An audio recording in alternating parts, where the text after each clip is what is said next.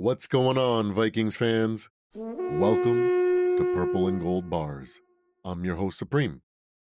We made it to another power ranking video and through another week of football. Hopes and dreams began to crack throughout the league, as well as doubt. Let me know what was your favorite moment or game from week 4 in the comments. Mine was witnessing Packers fans go through a roller coaster of emotions. From destruction to, oh my God, we're going to win, to crushing defeat when it dawned on them that there was not enough time and no timeouts. Like usual, I will put up the teams in the basements, then the teams in the mid-tier. Feel free to pause for a closer look. And while you're at it, hit that like and subscribe button. Keep in mind, with the teams in these two brackets, to me, they are interchangeable within their bracket. I think an argument can be made by each team to be the best team in their bracket. It's time for the top 12. We'll start with the teams chasing glory. At number 12, the Steelers. They suffer a tough loss and a bit of a head-scratcher to a Joe Flacco-led Colts team. But their defense is still one of the best in my opinion, so they stay in my top 12 this week. At number 11, the Seahawks.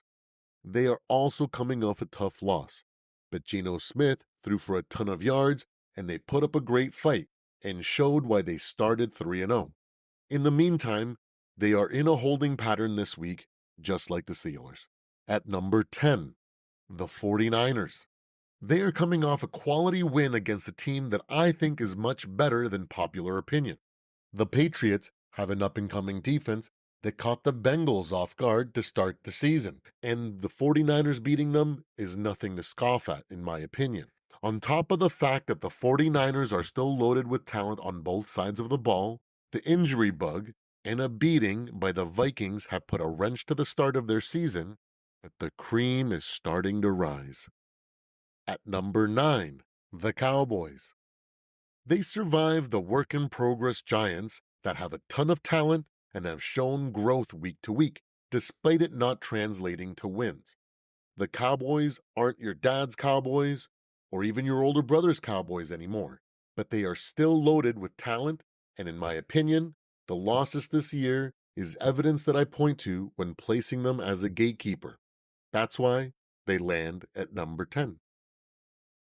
At number 9, the Commanders.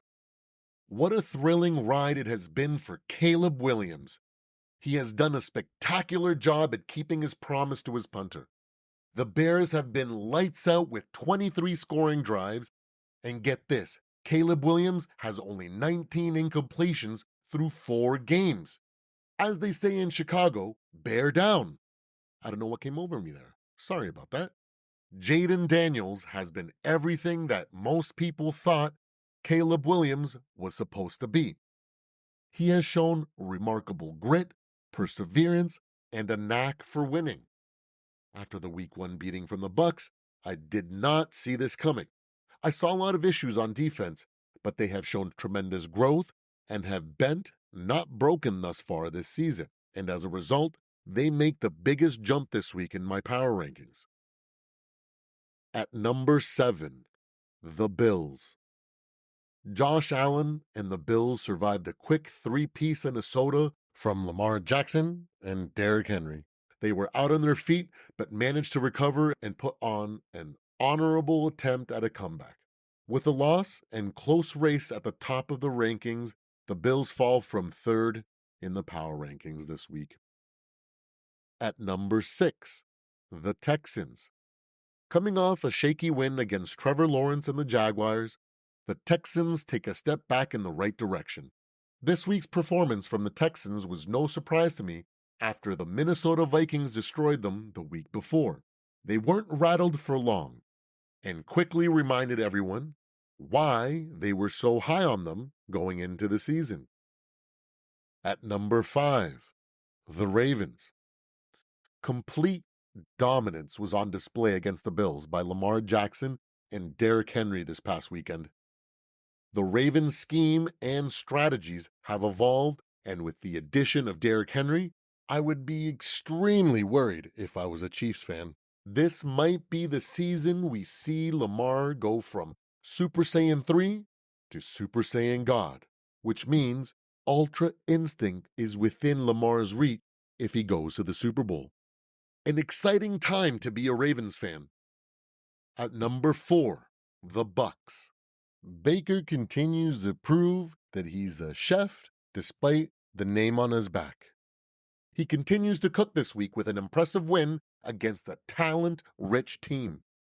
From the moment I saw Baker grab his crotch and spit venom on the sidelines to his opponents in that viral highlight, I have known that that man has what guys like Kirk Cousins will never have.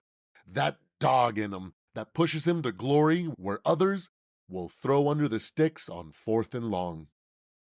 That's why the Bucks climb back up in my power rankings, and I'm extremely happy that I wasn't wrong about Baker Mayfield when everyone tried to tell me that he was a bust. Those are the teams I have chasing glory after week 4. That brings us to the elite teams in the NFL. At number 3, the Lions. They are built different, and they've been through the fire. This year, where people think they have been struggling, I've seen them working on figuring out how to win in the playoffs. They have had playoff-like games against the Rams, Bucks, and Seahawks.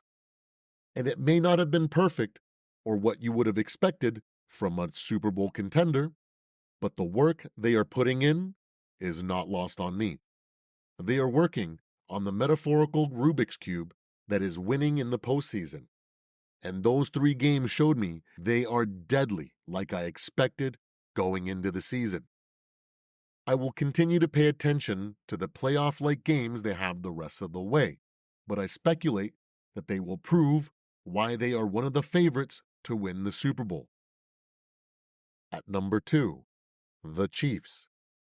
Championship pedigree couldn't keep them in first place this week.